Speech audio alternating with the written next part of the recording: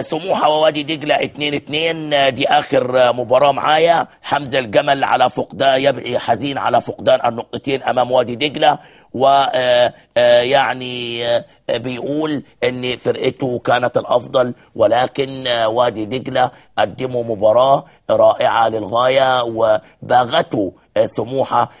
ولكن الجميل ان احمد بلال يهدف، وفي كل مباراه يهدف يا استاذ حسن. عاد احمد بلال، يعني احمد بلال هداف من نوع متميز جدا، وخسر سنتين 3 كنا احنا اولى بيهم، انه كان اكيد هيبقى عضو فاعل في المنتخب الوطني.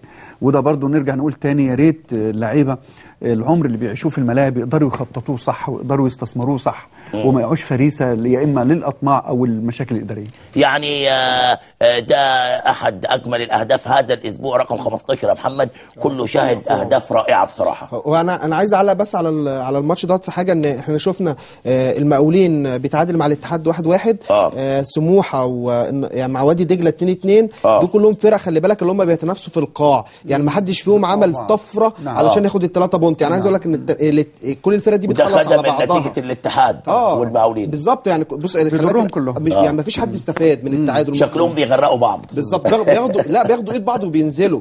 انت فاهم قصدي؟